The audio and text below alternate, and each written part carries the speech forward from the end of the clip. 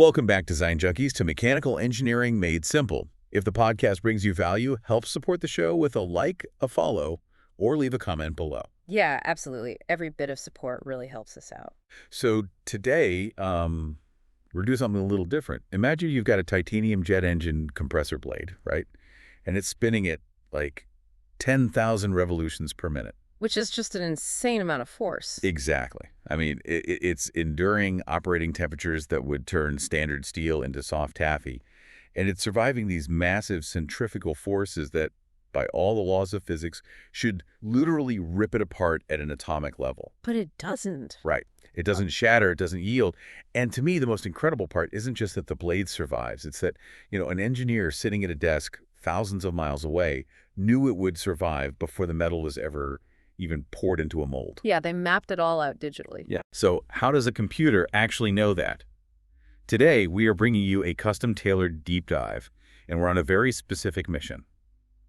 We're going to answer the most popular, the most fundamental, and frankly, the most challenging questions that you, the engineers, are asking online about structural design and analysis. And we are going to treat this exactly like a masterclass. I mean, the goal here is to give you everything you need to know in wise, factual, and truthful language. No fluff. Right, no fluff. We've synthesized this massive stack of textbooks, academic research papers, technical manuals, stuff that covers the entire life cycle of a structural part. We're talking material science, geometrical cross-sections, finite element analysis, and structural optimization. Yeah, we are moving way beyond those surface-level textbook definitions. We're walking through the entire process, from a blank screen to a perfect part. First, the chemistry, right? Like how to choose the exact right material and why its microscopic structure actually matters. Then second, we take that material and we define the geometry of strength. You know, how the physical shape dictates its survival. Third, we dive into the invisible world.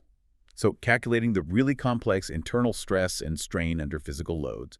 And finally, we'll look at how modern engineering software uses advanced math to automatically optimize that design into its absolute perfect form. Right. Okay, let's unpack this. Yeah, and I think the best place to start is at the absolute bedrock of engineering. Chemistry. Exactly. Before you can even begin to calculate a stress tensor or draw a shape on a computer screen, you have to intimately know what your part is made of.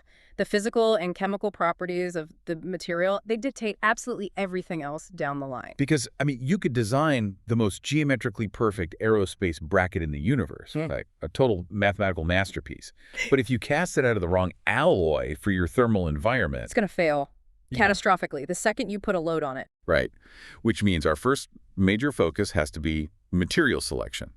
And there's one metal that carries this, I don't know, almost mythical reputation in the engineering world. It's the material that comes to mind whenever anyone talks about advanced aerospace or high-performance racing. Titanium. Oh, yeah. The mythos around titanium is fascinating, especially when you look at how frustrating its actual history was.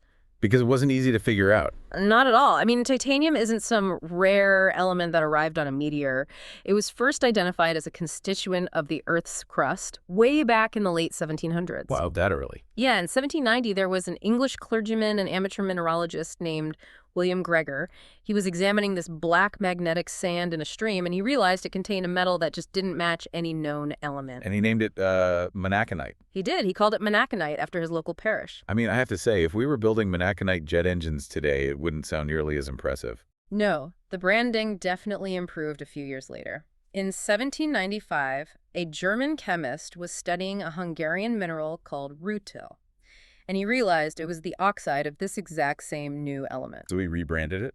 He named it Titan after the mythical Titans of ancient Greece, specifically because of the incredible strength of the chemical bonds holding it inside the mineral. And that naming convention really highlights the great irony of titanium, doesn't it? Oh, completely. For a century and a half, the bonds holding it in its oxide state were so incredibly strong that we couldn't actually use it as a structural metal. That's the part that always blows my mind. That we knew this incredible metal was sitting right there in the dirt, but extracting it in a pure, usable form was nearly impossible. Yeah, the early attempts were rough. I was looking through the historical notes in our sources, and in 1910, General Electric managed to produce 99.5% pure titanium metal. They did it in an evacuated steel container using sodium reduction. But even at 99.5% pure, It was brittle, it didn't have the desired structural properties, so they essentially just gave up on it as a building material. For decades, it was mostly just used in the, paint pigment industry. right, right. The breakthrough that changed the modern world didn't happen until the late 1930s when the Kroll process was developed. And what did that process actually do differently? Well, it was a vacuum reduction process that used magnesium to reduce titanium tetrachloride to a pure metal. It allowed us to finally strip away those impurities without, introducing new ones. So we finally got the pure metal. Exactly. And based on that process, the U.S. Bureau of Mines initiated a program in 1940 to develop commercial production. By 1948, they were producing batch sizes of over 100 kilograms, and DuPont officially announced commercial availability. That moment right there was the birth of the modern titanium metals industry. It was. And almost immediately in the 1950s, it was being billed as the wonder metal. Everyone thought it was going to be the absolute successor to aluminum and stainless steel. And when you look at the raw physical properties, I mean, it makes total sense. The numbers are staggering. Right. The melting point alone is 1,668 degrees Celsius. To put that in perspective for you guys listening, steel melts around 14 to 1,500 degrees, and aluminum melts all the way down at 660 degrees. It's not even close. No. Titanium can survive environments that would turn aluminum into an actual puddle. And beyond the thermal performance, its chemical resistance is virtually unmatched. It is essentially immune to corrosion in all naturally occurring environments. It doesn't corrode in polluted urban air. Nope. It doesn't corrode when constantly blasted by moist ocean spray either. You can bury it in acidic soil or expose it to deep salt mine environments, and it remains completely untouched. Let's drill down into that for a second, though. Yeah. Why is it so immune? Right. Because, I mean, it's a metal, and metals generally want to return to their natural oxide state. That's what rust is. So what makes titanium so different? You've hit on the core mechanism of its survival right there. Titanium is actually a highly reactive metal. When it's exposed to oxygen, it reacts instantly. But it doesn't rust.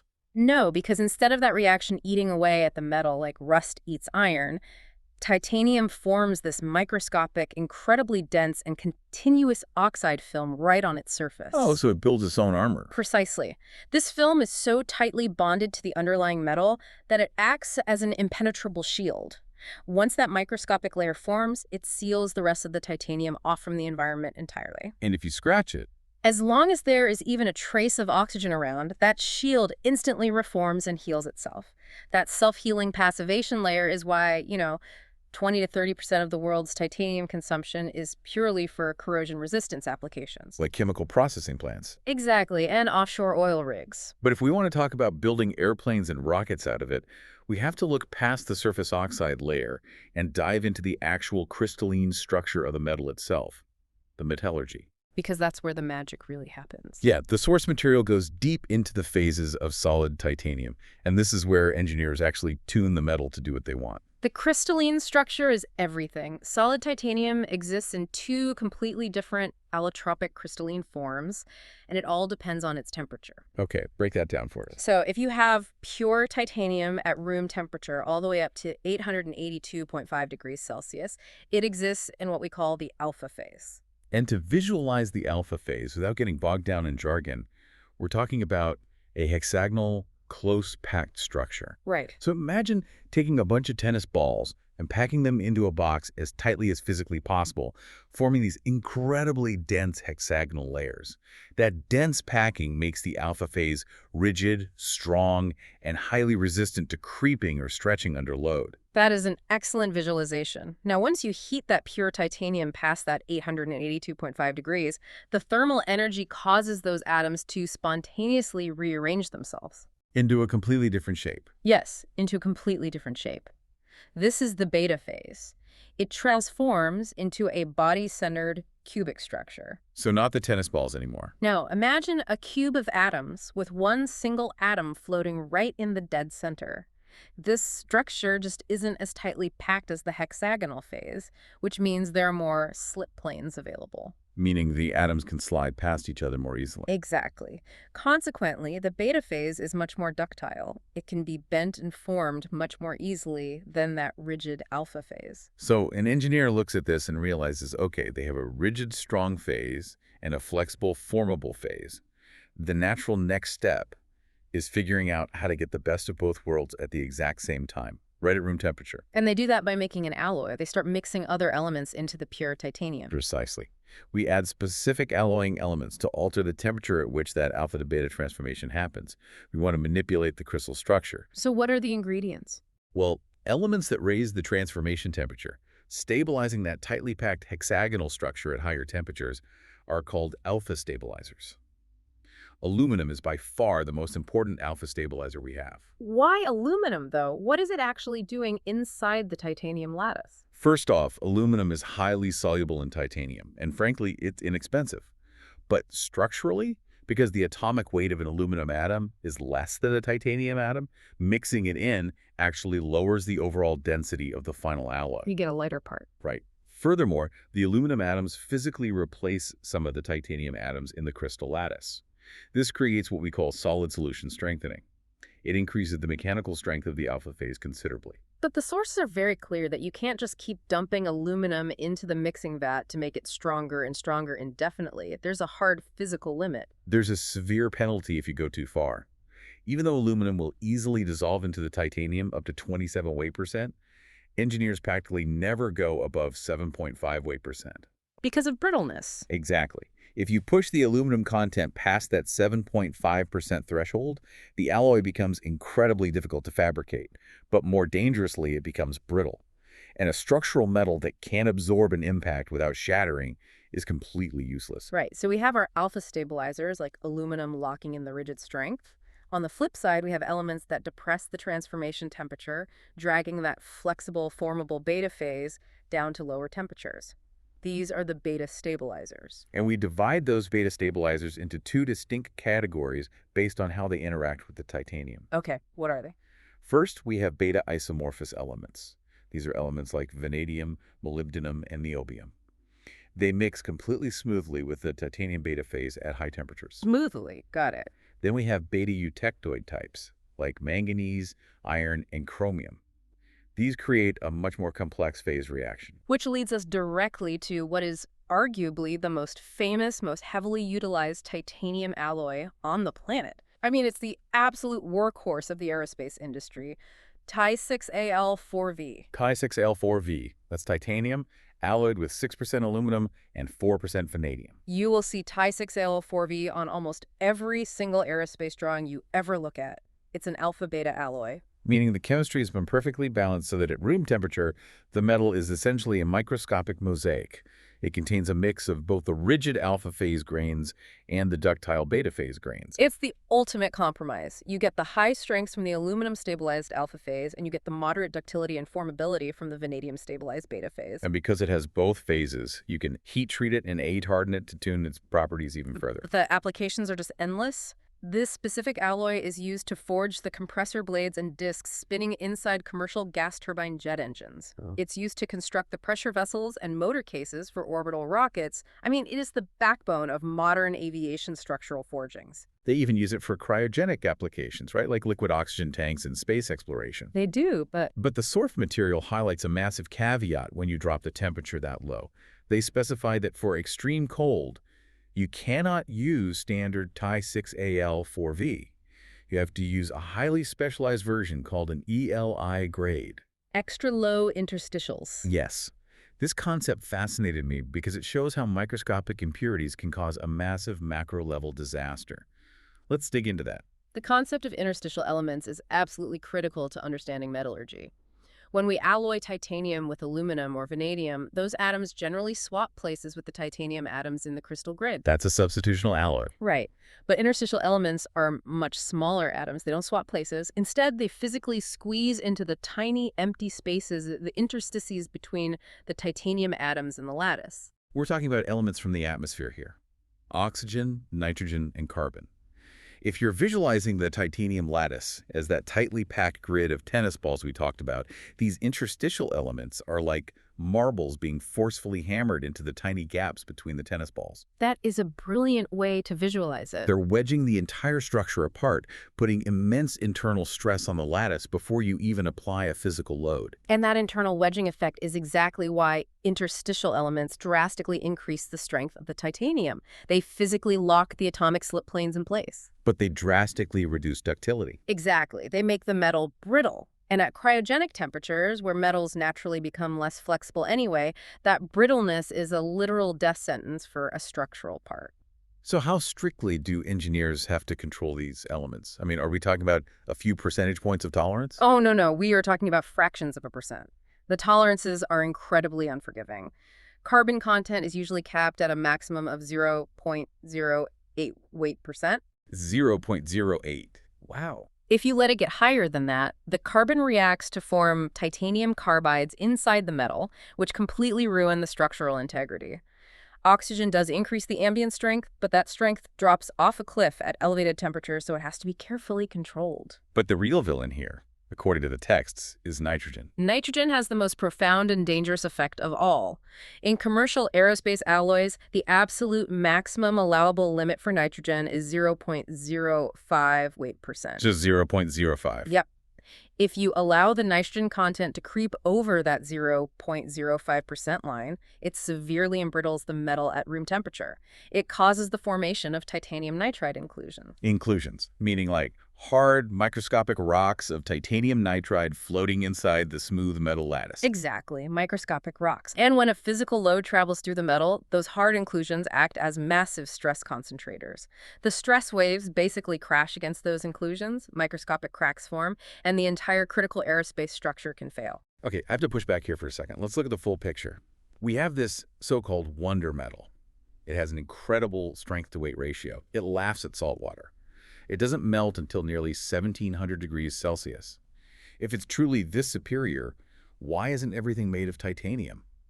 Why are our cars, our bridges, and our everyday structures still built out of standard steel and aluminum? That is the practical reality of engineering right there. The answer is the sheer nightmare of fabrication. Is it that bad?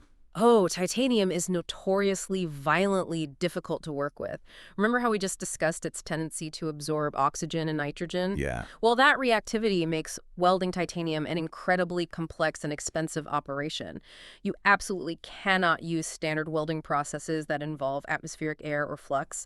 If you try to use an oxyacetylene torch or a shielded metal arc welder on titanium, you will literally destroy the part. Because the moment you heat the titanium up to its melting point to weld it, it acts like a sponge for the atmosphere. It just sucks in all that surrounding oxygen and nitrogen. Precisely.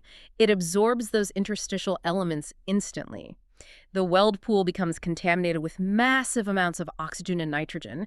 And when the weld cools, it'll be so brittle that you could probably shatter the joint with a light tap from a hammer. Unbelievable. Because of its highly reactive nature at elevated temperatures, titanium requires a completely clear environment and totally inert gas shielding. You basically have to push all the atmospheric air out of the room. You usually have to use pure argon or pure helium gas in a gas metal arc or gas tungsten arc welding setup.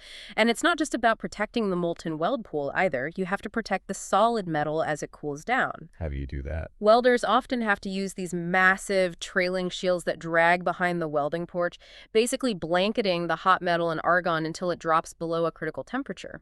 Sometimes, for really complex aerospace parts, they have to put the entire part and the welder's hands inside a sealed, purged glove box filled entirely with argon. Wow, so it's slow, highly specialized, and incredibly expensive. Extremely expensive. Not to mention, just cutting it with a machine tool is a headache. The texts note that titanium tends to gall. Right. It doesn't cut cleanly like steel. The metal actually smears under the heat of the cutting tool, and it physically friction welds itself to the drill bit or the milling cutter. You go through cutting tools rapidly, and you have to run your machines at very, very slow speeds. That high manufacturing cost is exactly why titanium is reserved for applications where its specific properties are absolutely non-negotiable. Which serves as a brilliant pivot point for us. If titanium is the incredibly strong, thermally invincible, but notoriously difficult to machine heavyweight champion of the lightweight metals, I want to look at the other extreme. Let's do it. A metal that is incredibly lightweight, but an absolute joy to manufacture. Magnesium. Magnesium represents a massive contrast to titanium. If your primary design goal is simply reducing weight, magnesium is the undisputed leader. It's that light. It possesses the lowest density of any metal currently used for structural applications. It is significantly lighter than aluminum. If you're designing a part where every single gram matters, but you don't need to survive the inside of a jet engine, magnesium is your primary candidate. And it has another physical property that's incredibly valuable for consumer products.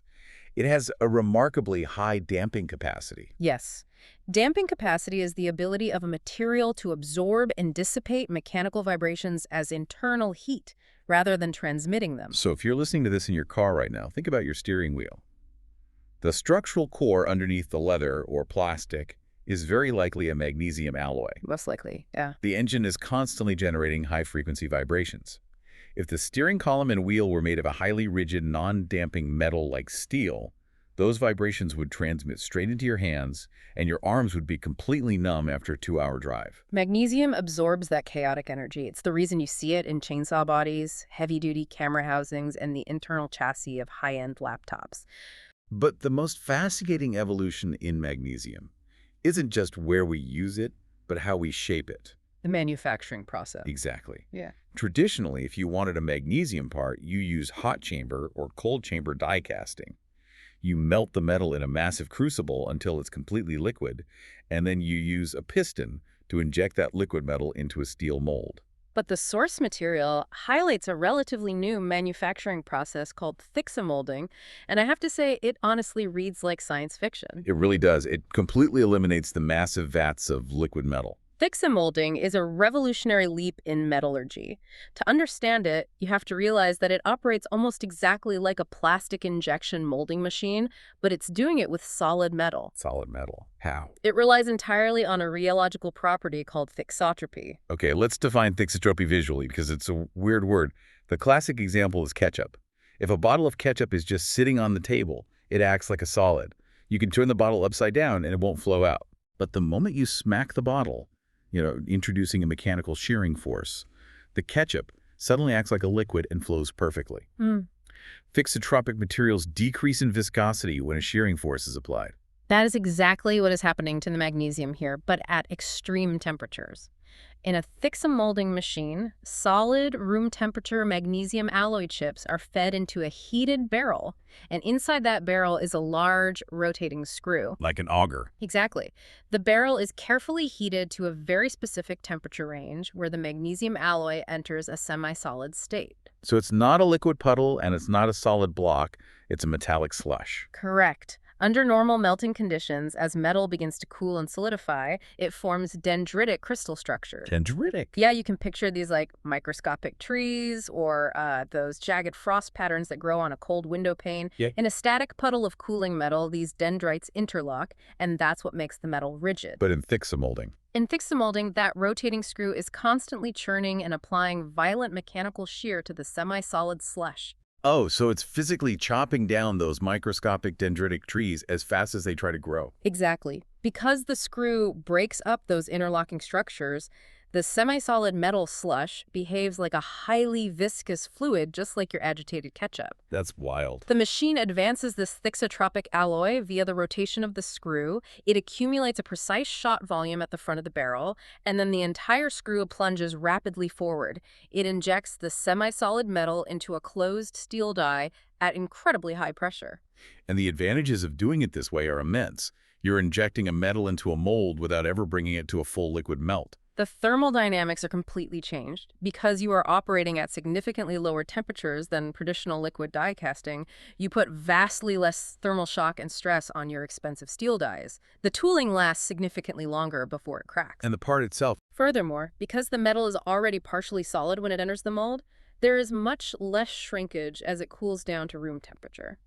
Less shrinkage means higher dimensional accuracy and vastly less internal porosity.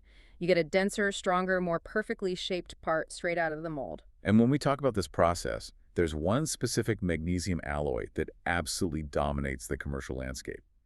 AZ91D. AZ91D is the benchmark. The letters in the designation tell you its primary alloying elements. A stands for aluminum and Z stands for zinc. But the critical part of AZ91D is that it's a high purity alloy. Why does the purity matter so much for magnesium? I mean, historically, magnesium had a terrible reputation for corroding away into white powder if you just looked at it wrong. And that reputation was entirely due to trace impurities.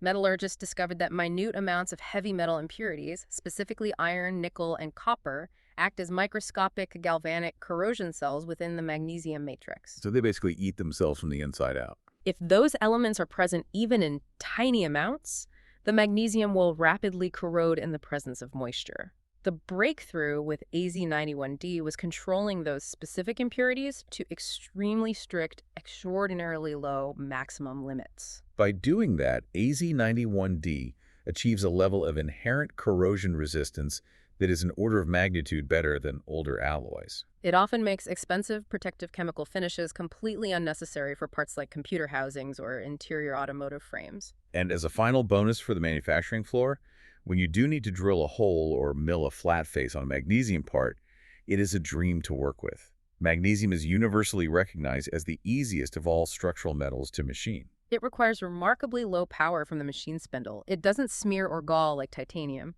Instead, it produces clean, easily cleared broken chips, and it leaves an incredibly smooth, highly accurate surface finish. It's the exact opposite of the titanium fabrication nightmare. Okay, so we have the invincible but stubborn titanium and the lightweight injectable magnesium. Yeah. But there is a massive shift happening in modern structural engineering right now. A huge shift. Sometimes the best metal for the job isn't a metal at all. We're seeing engineers replace complex metal assemblies with advanced plastics. We're talking about engineering thermoplastics. And this requires a complete reset of how we think about plastic. We are not discussing the cheap, low-density polyethylene used for disposable water bottles or grocery bags. No, not at all. Engineering thermoplastics are high-performance synthetic polymer materials specifically formulated to be mechanically functional load-bearing structures. They are designed to handle continuous mechanical stress, high cycle flexure, vibration, sliding friction, and temperature extremes that would easily melt standard plastics. Let's look at one of the heavy hitters mentioned in the research, PBT, or polybutylene terephthalate. It's a thermoplastic polyester. The chemistry of PBT is fascinating. It's prepared from the condensation polymerization of butanediol with dimethyl terephthalate. Okay, let's translate condensation polymerization for a second. If you think of individual chemical molecules as distinct Lego blocks, polymerization is the process of snapping thousands of these blocks together into one massive, long chain. Right. Condensation simply means that every time two of these chemical Lego blocks snap together, they squeeze out a tiny molecule of water as a byproduct. That long chain structure gives PBT its unique capabilities. In the manufacturing environment, PBT is prized for its incredibly fast rate of crystallization. Meaning it cools fast. When you inject molten PBT into a mold, it solidifies into its final crystalline state very, very rapidly. That means extremely short cycle times in the injection molding press. You can produce thousands of parts per hour, drastically lowering the cost per part. But the mechanical properties are what make it a true metal replacement.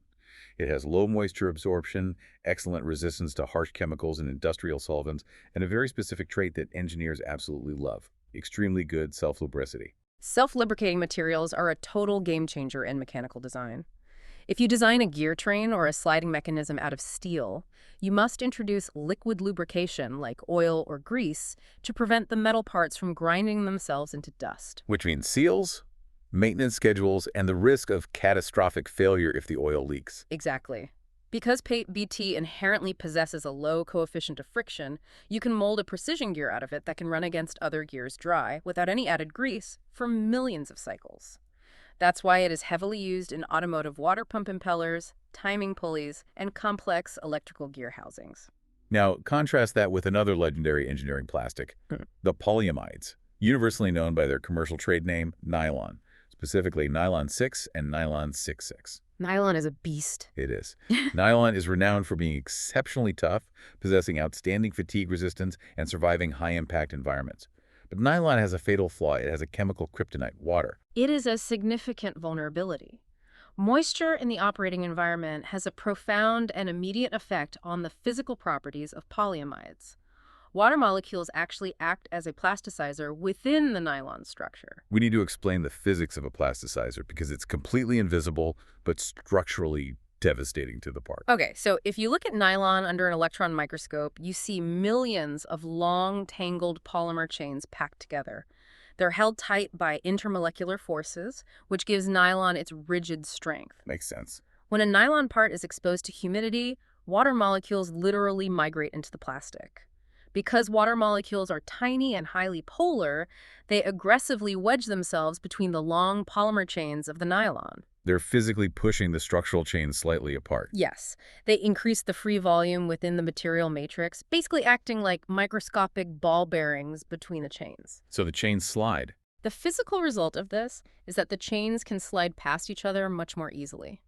The material becomes significantly more ductile, meaning it'll bend much further without snapping. But the trade-off is severe.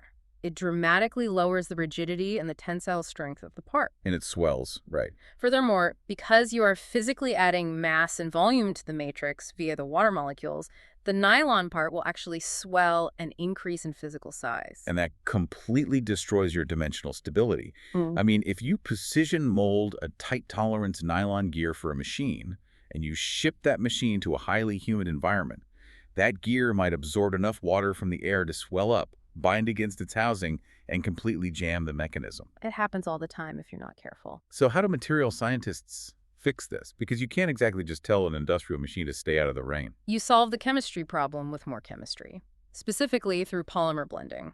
Material scientists blend the vulnerable polyamide with another polymer called PPE, polyphenylene ether. They basically create a plastic alloy. Exactly. In this blended alloy, the nylon acts as the continuous background phase, the matrix, which maintains the excellent solvent resistance and flow characteristics. But the PPE is dispersed throughout that nylon matrix as thousands of microscopic separate domains. And PPE doesn't like water. Right. Because PPE has a completely different chemical structure, it does not absorb any significant amount of moisture from the environment. It acts as an internal hydrophobic reinforcement. It physically blocks the water from swelling the matrix, thereby minimizing the overall moisture absorption of the blended part. The dimensions stay stable and the strength remains high, regardless of the humidity. Exactly. Okay, let's take a step back and look at the progression here. We've covered the foundational chemistry. We know how to select titanium for thermal invincibility, Az91D magnesium for lightweight damping, or a blended nylon for a self-lubricating chemical-resistant component. The material is sorted. But knowing the material chemistry is really only half the battle. If you take that perfect magnesium alloy and cast it into a thin, flat sheet, it's still going to fold like a piece of cardboard if you stand on it. The chemistry must hand the baton over to the geometry. That is the perfect transition. The geometrical shape of the cross-section dictates the part's survival under load just as much as the atomic lattice does. You can take a fundamentally weaker material, give it a brilliantly optimized geometry, and it will structurally outperform a much stronger material that has been given a poor geometry. And the fundamental mathematical concept that dictates a shape's resistance to bending, the literal secret to all structural engineering, is a property called the second moment of area. Now, I want to clarify something right out of the gate here, because even experienced engineers constantly mix these terms up. Oh, constantly. The second moment of area is frequently and somewhat incorrectly referred to as the moment of inertia. It's an incredibly common mix-up because the mathematical structures look similar, but the physical meanings are entirely different. The mass moment of inertia is a dynamic property. It describes how much physical torque is required to rotationally accelerate a massive object. Like a spinning top. Right. It relies on the mass of the object, involving kilograms and meters squared.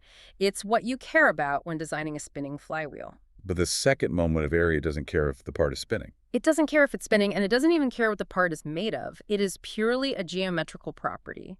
It only measures how the cross-sectional area of a shape is distributed relative to a specific bending axis. It's measured in meters to the fourth power, and it explicitly dictates how stiff a beam will be when a static force tries to bend it in half. Let's visualize the relationship here using the most basic shape possible. A simple, solid, rectangular beam, like a wooden plank. Okay, for a solid rectangular cross-section, if we want to calculate the second moment of area about its centroidal axis, which is the horizontal line running dead center through the middle of the shape, the foundational equation is I equals B times D cubed divided by 12. B times D cubed divided by 12. where B is the breadth or the width of the beam, and D is the depth or the height of the beam. The critical takeaway from that equation is the cube. Because the depth, d, is taken to the third power, making a beam taller has an exponentially larger effect on its stiffness than making it wider. Let's run a thought experiment to prove it.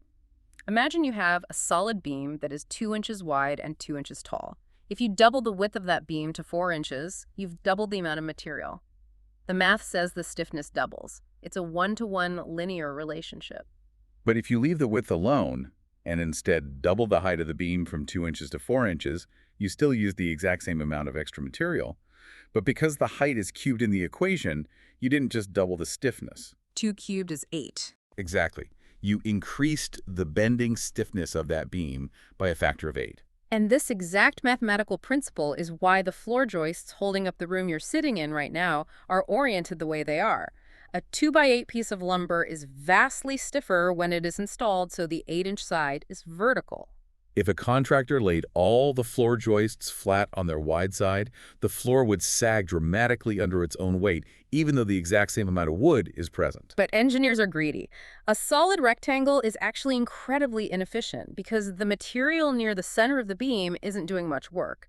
To truly optimize a shape and save weight, engineers rely on a concept called the parallel axis theorem. Okay, break down the parallel axis theorem for us. It is the mathematical tool that allows us to calculate the stiffness of complex multi-part shapes. The governing equation is elegant. The second moment of area about any arbitrary axis is equal to the second moment of area about the shape's own centroid, plus the total area of the shape multiplied by the distance between the two axes squared. Give me the mathematical shorthand. The mathematical shorthand is Ixx equals I centroid plus h squared times a. Okay, let's strip away the math terms and look at the physical reality of what that equation means. Yeah. The easiest analogy I've found for this is carrying a heavy toolbox. Oh, I like this one. Imagine you have a solid steel toolbox that weighs 50 pounds. If you hold that toolbox tight against your chest, right at your body's center of gravity, your centroid, it's heavy, but it's manageable. Your core and your legs support the load relatively easily. Now take that exact same 50-pound toolbox and try to hold it straight out in front of you at arm's length. Your shoulder muscles will be screaming in absolute agony within 10 seconds. Now let's look at the variables. The total mass of the toolbox didn't change. It's still 50 pounds. The size of the toolbox didn't change. What changed? The distance between your body's center and the center of the toolbox. That distance is the h in our h squared equation. Exactly. By moving the mass, or in structural engineering, moving the cross-sectional area further away from the central neutral axis of the beam, you drastically increase its leverage and its effect on stiffness. Because that distance h is squared in the equation, a small change in distance creates a massive increase in structural rigidity. That h squared term is the foundational secret to all modern lightweight structural engineering. And this leads us directly to the most ubiquitous geometric shape in the industrialized world, the I-beam, or its cousin, the T-section. Right. If you look at the cross-section of an I-beam, the logic of the parallel axis theorem is just laid bare. You have a wide, flat, horizontal piece of steel on the top called a flange. You have another wide, flat piece on the bottom. And connecting them in the middle is a thin, vertical piece of steel called the web. Because if an engineer's goal is to get the maximum possible bending stiffness out of a limited amount of steel, they want the majority of the metal's cross-sectional area to have the largest possible h-squared value. Exactly. So they take the vast bulk of the steel and put it in the top and bottom flanges, pushing them as far away from the center horizontal axis as practically possible, leaving the middle mostly empty. The thin vertical web in the middle contributes very little to the bending stiffness. It's primarily there simply to keep the two flanges rigidly separated and to handle vertical shear forces. By scooping the heavy material out of the center and pushing it to the extreme top and bottom edges, you maximize the geometric strength while drastically minimizing the total weight and cost of the beam. It's mathematical leverage brought to life in steel. But what is physically happening inside the atomic lattice of that I-beam when a massive load is applied? This brings us to the concept of longitudinal stresses in bending. We really have to visualize the internal forces here. Okay. When you apply a pure bending moment to a beam, imagine a long bridge beam supported at both ends and a heavy truck parks dead in the middle. The beam bows downward into a subtle smile shape. Because of that curvature, The top surface of the beam is physically shortening. It is being compressed. The metal atoms are being pushed closer together. Conversely, the bottom surface of the beam is physically lengthening. It's being stretched into tension. The metal atoms are being pulled apart. Now, if the top is in severe compression and the bottom is in severe tension, there must be a transition point. Somewhere in the middle depth of the beam, the internal force has to flip from pushing to pulling. That transition zone is called the neutral axis. Yes, the neutral axis is a theoretical horizontal plane running continuously through the length of the beam, where the longitudinal bending stress is exactly zero. Zero stress. The atomic lattice on the neutral axis isn't being stretched, and it isn't being compressed. It is completely unstressed by the bending moment. As you move away from the neutral axis, either up towards the top flange or down towards the bottom flange, the stress increases linearly. The further away you get, the higher the stress climbs. Which means the material at the very outer skin of the beam, the extreme fiber, is always the material experiencing the highest amount of stress. It's the absolute danger zone. Always! Let's look at the specific engineering math from our source texts to see how serious this gets. The text outlines a problem calculating the maximum bending stresses for a structural aluminum T-section. In the source problem, the engineers are evaluating an aluminum T-section beam. The metallurgical properties of this specific aluminum alloy dictate that the absolute maximum bending stress it can survive before it permanently yields or fails is 150 meganewtons per square meter. That limit applies to both tension and compression. Let's scale that number so we can intuitively feel it, because 150 meganewtons per square meter is a highly abstract phrase. Yeah. A Pascal is 1 Newton per square meter.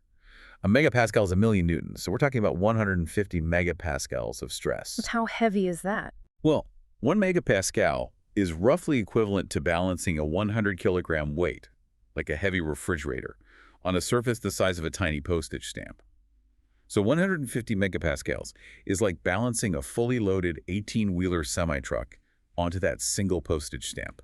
That is the internal pressure the aluminum lattice is trying to hold back. That is immense internal chaos. And in the real world, the beam isn't just dealing with a simple vertical load. The engineers have to find out if the beam survives when multiple forces hit it from different directions simultaneously. They do this using the principle of superposition. The principle of superposition is elegantly simple.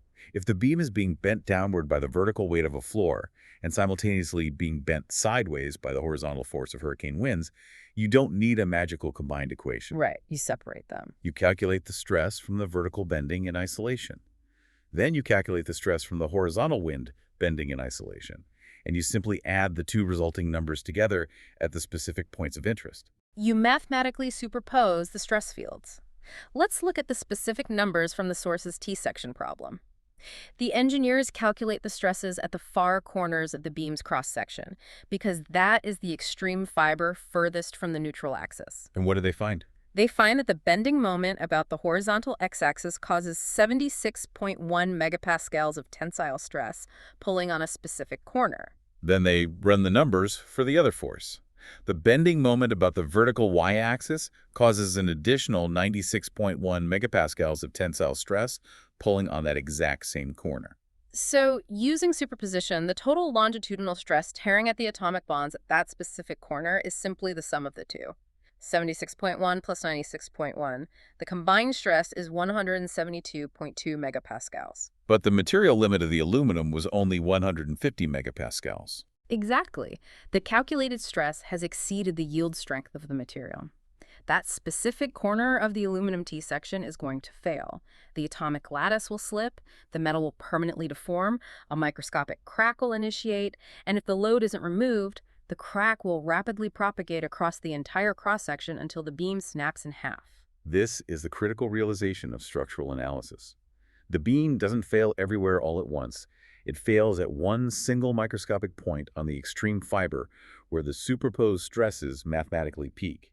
Which is why you must understand the geometry perfectly before you can predict the failure. Okay, we've selected our chemistry. We've optimized our geometry based on the second moment of area and the neutral axis. But now we have to transition into the third phase of our masterclass, understanding the chaotic internal reality of those stresses. It's a physics engine? Exactly. Before we can ask a computer to design a part for us, we have to understand the foundational rules of elasticity and deformation that govern the software's physics engine. We need to define exactly how a solid metal behaves when you pull it, twist it, and crush it.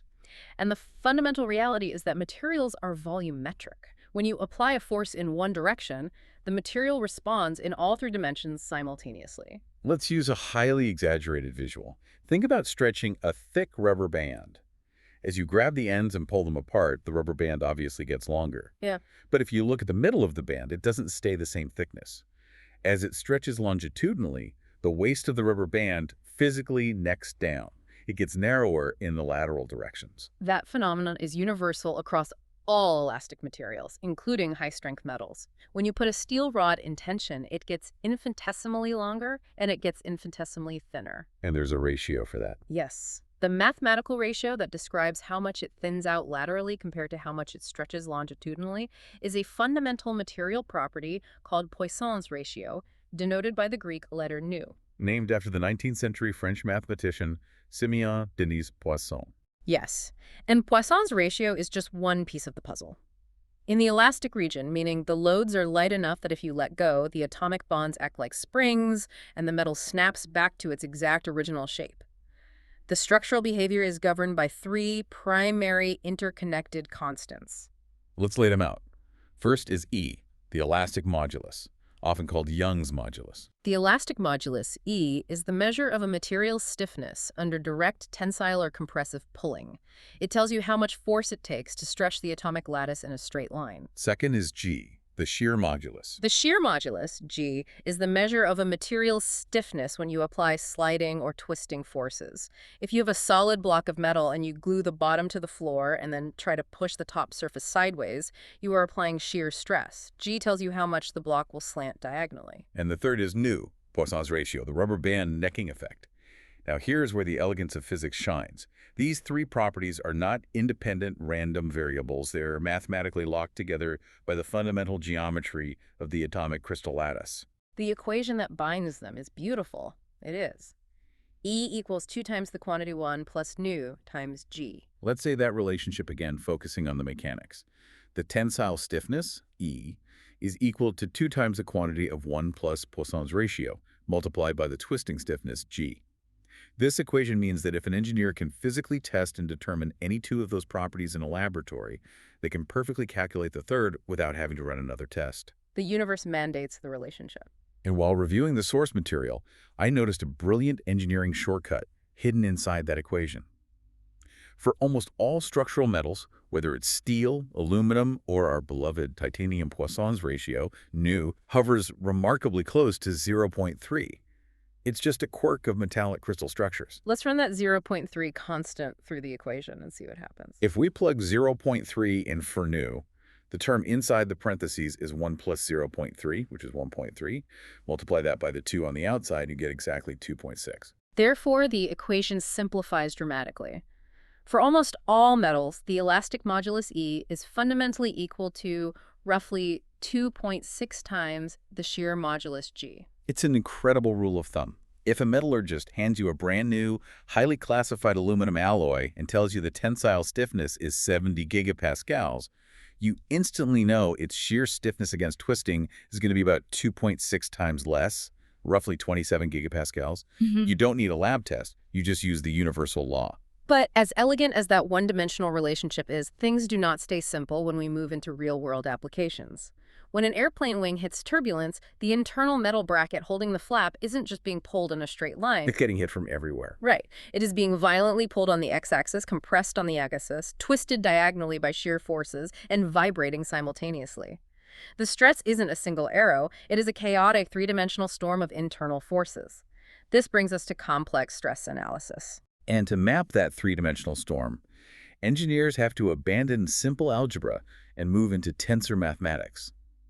A stress tensor is essentially a 3x3 mathematical matrix that captures the complete stress state acting on a single, infinitely small microscopic point inside the solid metal, coming from all directions at once. The mathematics required to manipulate these tensors are intensely complex. The source texts delve into transforming compliance matrices using angular relationships. The actual equations in the textbook look like an intimidating bowl of mathematical alphabet soup.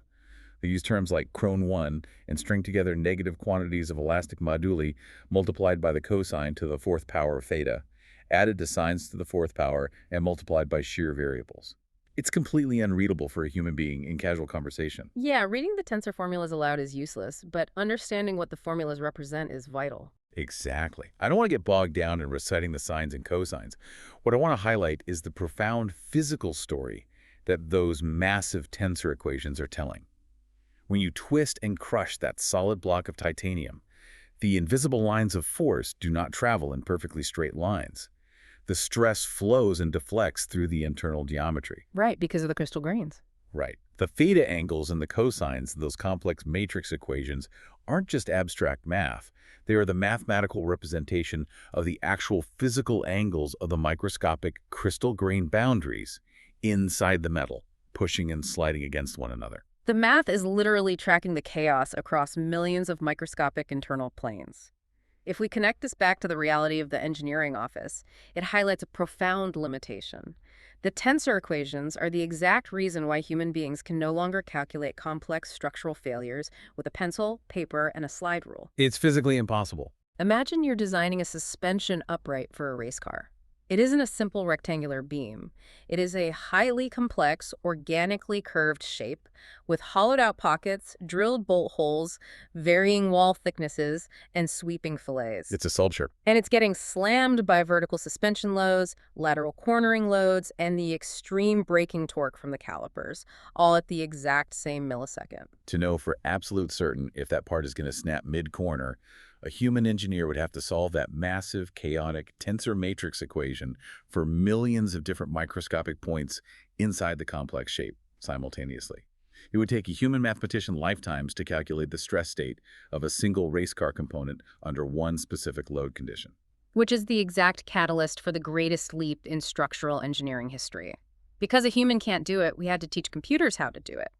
This brings us perfectly into the fourth phase of our masterclass, the modern engineer's tool, finite element analysis, universally known as FEA. In the modern era, you don't calculate the stress. You draw the complex 3D shape in a CAD program, and you hand it over to the FEA software. FEA uses raw computational horsepower to brute force the physics equations across a massive digital grid. But I think a lot of people assume FEA is basically just a high-end video game physics engine. A car crashes in a video game, the hood crumples, it looks realistic. Isn't FEA doing the exact same thing? Conceptually, there are similarities. Both use mathematical approximations of physics, but the required outcome is entirely different. A video game physics engine only has to look visually convincing to the player, and it has to run instantly, at 60 frames per second. It uses massive mathematical shortcuts to cheat the physics. But FEA can't cheat. FEA requires absolute, rigorous, mathematically pristine accuracy because human lives depend on the output.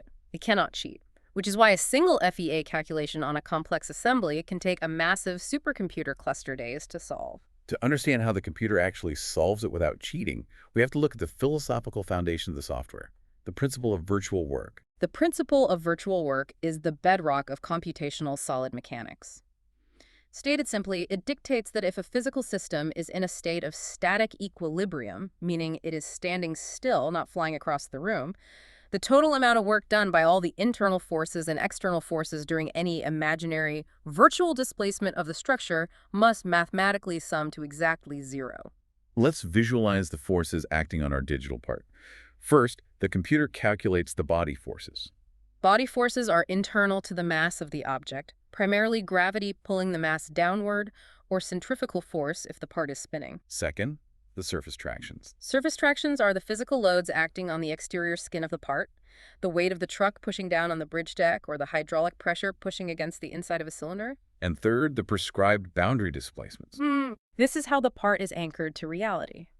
The boundary conditions are the bolt holes holding the bracket to the solid concrete wall. You are telling the computer, no matter what happens, the atomic nodes exactly at these bolt hole locations cannot move a single millimeter. So the computer looks at the gravity pulling it, the pressure pushing it, and the bolts holding it back. It uses Hooke's law in matrix form, which states that the internal stress is equal to the material's stiffness multiplied by the physical strain and balances it all to zero. But there's a problem. Right. The computer cannot solve the continuous, sweeping curves of the 3D model using a single equation. It doesn't know what a curve is in terms of complex stress flow. Computers hate continuous calculus. They love discrete algebra. So we have to translate the continuous shape into a discrete language the computer can solve. This process is called meshing. The software takes your beautiful, smooth 3D CAD model and physically slices it up into thousands or millions of tiny, simple geometric blocks. It builds the part out of digital Lego bricks. Exactly. These tiny individual blocks are the elements. You have taken an infinite continuous world and broken it down into a finite number of discrete elements. Hence the name finite element analysis. But the way these discrete elements interact with each other dictates how long the supercomputer has to run. The source material goes deep into the different types of elements you can choose, and there is a massive distinction between what they call Lagrange elements and serendipity elements. This is where we get into the weeds of computational cost. When you build one of these elemental blocks, let's picture a simple, flat square element to keep it easy to visualize. The computer only actually calculates the stress at very specific mathematical points on that square. These calculation points are called nodes. In a standard Lagrange element, you place nodes on the four corners of the square, you place nodes on the midpoints of the edges, and critically, you place internal nodes right in the dead center, the interior of the square block. Now, intuitively, an engineer might think, more nodes must mean more calculation points, which means higher accuracy. Let's put nodes everywhere. But that intuition ignores the reality of computer RAM and matrix inversion. Let's explain why internal nodes are computationally devastating. Every single node you add to the FEA mesh adds multiple degrees of freedom to the mathematical system. The computer has to build a global stiffness matrix linking every single degree of freedom to every other degree of freedom. If you double the number of nodes in your mesh, the physical size of the mathematical matrix doesn't double, it squares. The time and the memory required to solve a matrix equation scales exponentially with the size of the matrix. So if you fill the interior of every microscopic element with calculation nodes, a relatively simple airplane bracket could generate a matrix with 50 million degrees of freedom. The computer's RAM overloads, and the calculation just grinds to a halt. Which is exactly why mathematicians developed serendipity elements. Explain how serendipity elements cheat the system without sacrificing accuracy. A serendipity element uses highly advanced polynomial-shaped functions to mathematically infer the stresses. Because of these advanced equations, a serendipity element only requires nodes on the physical boundaries of the element block, just on the corners and the edges. There are absolutely zero internal nodes inside the block. By deleting all the internal nodes across millions of elements, you drastically reduce the total number of undowns in the global matrix. You are saving massive amounts of computational power, reducing solve times from days to hours, while still mapping the transfer forces across the boundaries of the elements with extreme precision. So you optimize your mesh using serendipity elements, you apply your forces, and you hit calculate. But here's the critical pushback, the trap that catches almost every young engineer. The pretty pictures. Yes. FEA software is highly visual. It will always give you a pretty brightly colored picture at the end of the calculation.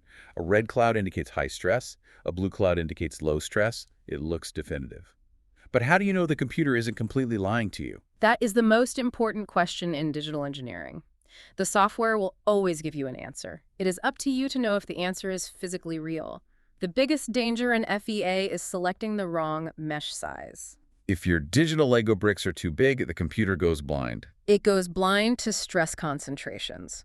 A stress concentration is a localized area where the geometry of the part forces the stress lines to squeeze tightly together, magnifying the internal force dramatically. This happens at sharp inside corners, around bolt holes, or at abrupt changes in wall thickness. If you have a sharp 90-degree inside corner on a metal bracket, the stress doesn't just flow smoothly around the bend. It piles up at the exact point of the corner, like water crashing into a rock in a river. Yeah. The stress at that microscopic point might be 5 times higher than the stress in the rest of the bracket. But if your FEA element block, your digital Lego brick, is physically larger than that sharp corner, the computer's math simply averages the stress out across the entire volume of that large block. The math smooths the spike away. The software will display a gentle yellow color and report that the maximum stress is safely within limits. It'll tell you the part is perfectly safe to fly. But in the physical reality, when that bracket takes a load, the stress at that microscopic sharp corner will spike massively above the yield point. A microscopic crack will form, the crack will propagate, and the part will snap in half, despite the computer assuring you it was indestructible. The source material provides a terrifyingly clear example of this.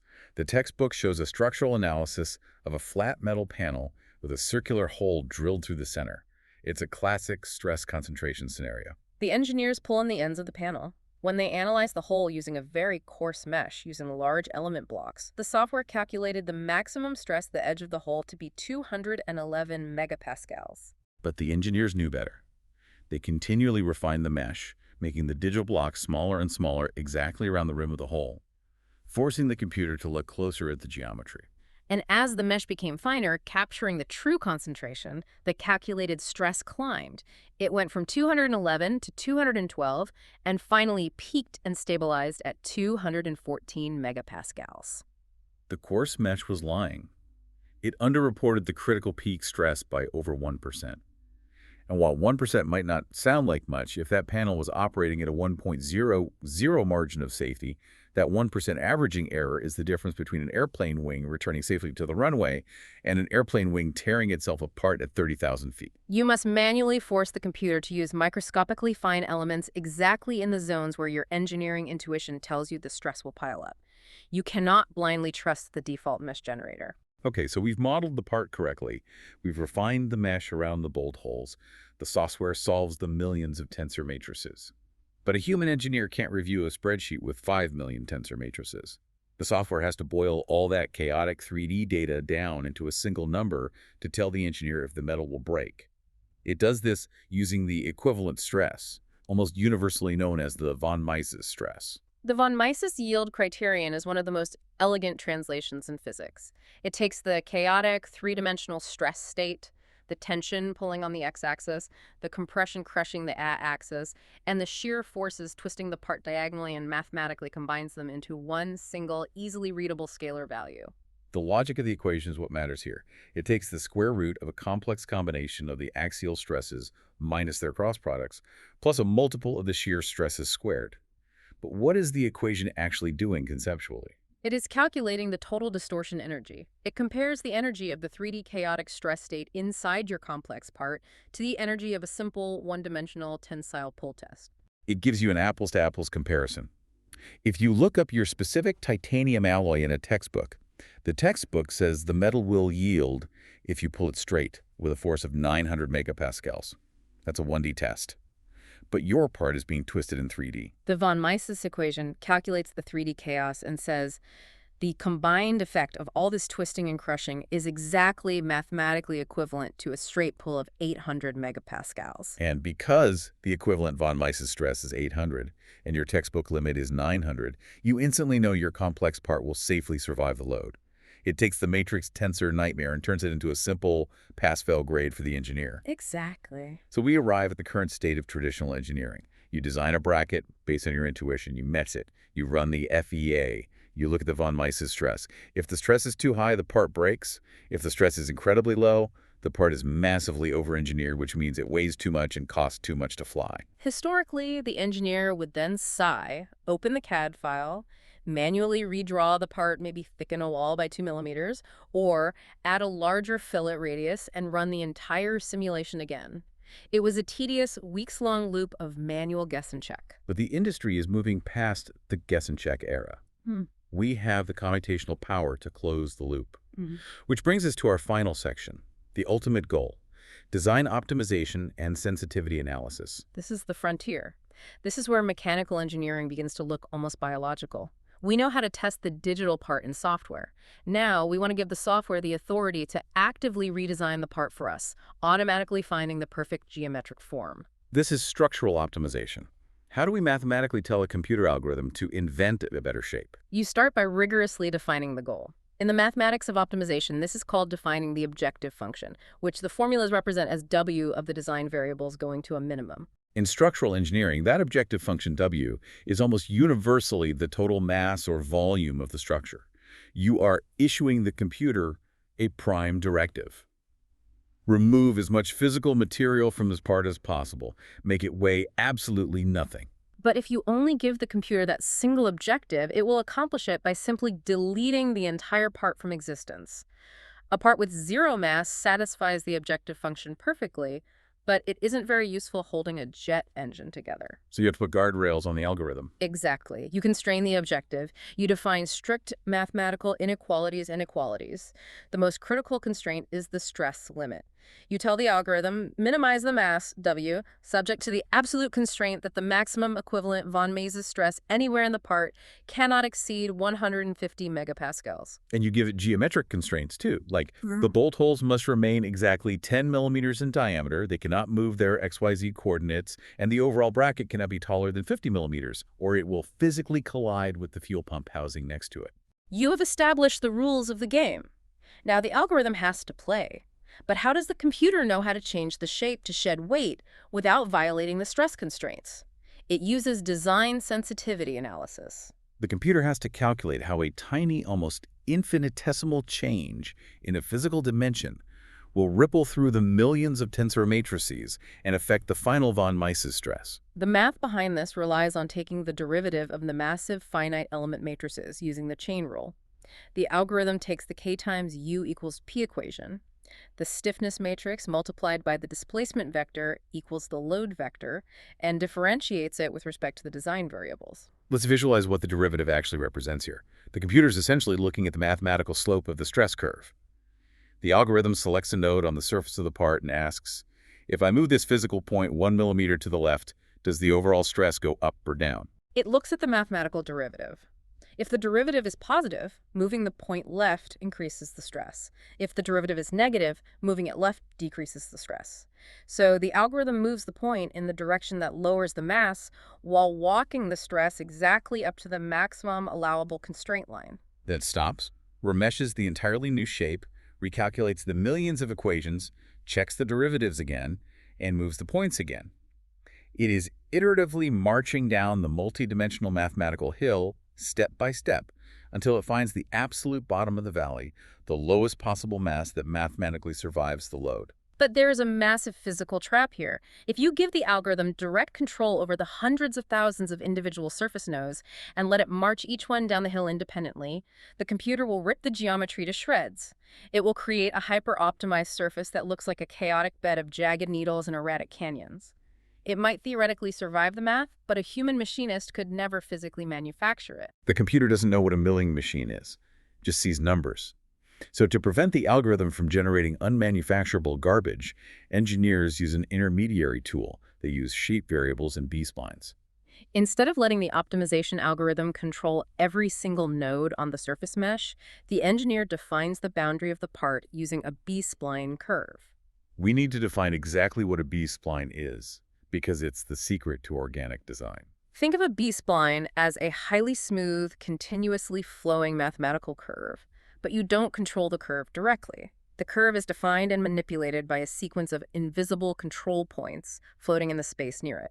Imagine you have a highly flexible, thin steel ruler, and floating an inch above it are 3 powerful magnets. The steel ruler naturally forms a perfectly smooth, sweeping curve as it is drawn toward the magnets. If you grab one of those magnetic control points and pull it slightly higher, the steel ruler smoothly bulges upward to follow the invisible magnetic attraction, maintaining a perfect continuous arc without any sharp kinks. That is exactly how a B-spline operates.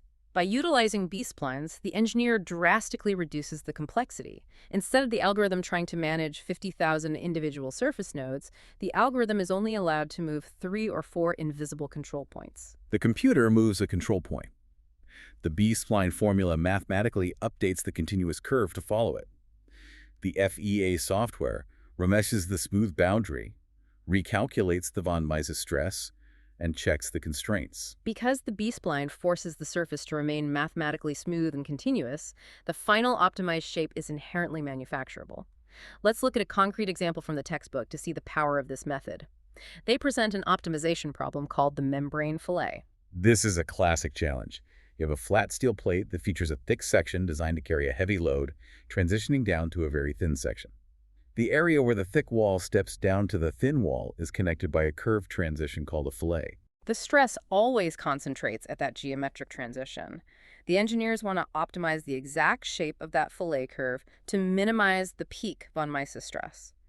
In their first attempt, they constrained the algorithm tightly. They only gave the computer a single design variable. They allowed the algorithm to move one single control point up or down, essentially just changing the slope of a simple arc. The computer ran the sensitivity analysis, shifted the point to the mathematical optimum, and successfully dropped the maximum von Mises stress in the transition zone down to 130 megapascals. Which is a solid engineering result. But then they unleashed the algorithm. They expanded the design space by giving the computer three distinct design variables. They allowed the algorithm to independently control three different control points along a complex B-spline curve. They gave the computer the freedom to explore a much more complex sweeping shape. And the result is stunning. By giving the optimization loop that extra mathematical freedom, the algorithm discovered a completely non-intuitive undulating curve. It dropped the peak stress down to 122 megapascals. It reduced the absolute maximum stress by over 6%, simply by subtly manipulating the contour of the curve in a way that a human drafter would never logically think to draw. The textbook mentions another example that completely blew my mind.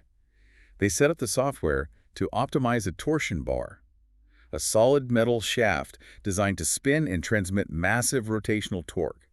The objective was to minimize the equivalent shear stress while removing as much weight as possible. They allow the algorithm to dynamically vary the outside diameter of the shaft continuously along its entire length. Using a semi-inverse method, the software iteratively carved material away from the low-stress zones and slightly thickened the high-stress zones. And the resulting geometry doesn't look anything like a standard straight steel shaft. It undulates.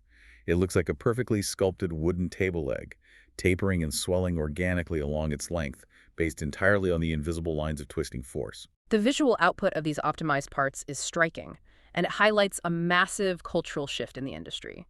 For centuries, humans have designed structures using deterministic drafting. We like straight lines, perfect 90-degree corners, and simple 45-degree chambers. Why? Because those shapes are easy for a human mind to calculate, they are easy to draw with a straight edge, and they are easy to cut on a traditional manual milling machine. We basically imposed our human cognitive and manufacturing limitations onto the metal. Exactly. But physics doesn't care about straight lines. Nature doesn't build in perfect right angles. If you look at a human femur bone or the branch of an ancient oak tree, there are no straight lines. Nature optimizes for maximum strength and minimum biological mass using continuous asymmetrical sweeping curves. So what does this all mean for the mechanical engineer listening to this right now? It means your job description is fundamentally evolving. The modern structural engineer is no longer sitting at a drafting table explicitly drawing the final geometric lines of a bracket. You are no longer the drafter. You are the architect of the physics environment. Your job is to select the perfect chemistry, the titanium, or the Az91D magnesium. Your job is to rigorously define the boundary conditions, placing the bolt holes and mapping the environmental loads. You define the objective function and establish the fail-safe constraints. You build the digital arena, you set the unbreakable rules of physics, and then you step back. You unleash the sensitivity analysis and the B-splines, and you allow the mathematics to organically grow the strongest, lightest possible shape within that arena. You're cultivating the geometry rather than dictating it. It is a profound shift toward organic generative engineering, and the hardware that comes out of the milling machines and 3D metal printers today reflects this. Aerospace brackets now look like alien skeletal joints. Engine mounts look like intricate, sprawling metallic spider webs. And that reality leads to a fascinating and maybe slightly provocative final thought for us to leave you with. We have spent this entire deep dive looking at the micro level. We are currently applying these massive tensor matrices, finite element analyses, and B-spline optimization algorithms to discrete, localized components. An engine bracket, a torsion bar, a suspension arm. We can clearly see how the math transforms these small parts into smooth, swooping, structurally perfect biological forms. But what happens when the computational horsepower continues to scale up? That is the ultimate question. What happens when we reach a point where we don't just optimize the bracket, but we apply these exact same algorithms to the macrostructure? You mean feeding an entire system into the solver? I mean, feeding an entire skyscraper into the solver. If the unyielding mathematics of virtual work and shape sensitivity can organically design a lighter, stronger aerospace bracket than a human team ever could, what happens when we unleash that algorithm on the structural chassis of a commercial airliner or an 80-story high-rise? Driven by objective functions seeking the absolute mathematical minimum mass, the skylines and the aircraft of tomorrow might not look like the rigid, blocky steel beam grids of the 20th century. The architecture of the future will likely reflect the true flow of physics. We might be living inside sweeping, continuous, asymmetrical lattices. The world around us is going to start looking a lot less like a drafted blueprint, and a lot more like a perfectly optimized alien bone structure. Remember, design junkies master the critical few, or the trivial many will master you. If you're leaving this episode with something you didn't arrive with, drop a comment. Takes you a few seconds, but it tells me this workbench is worth keeping open.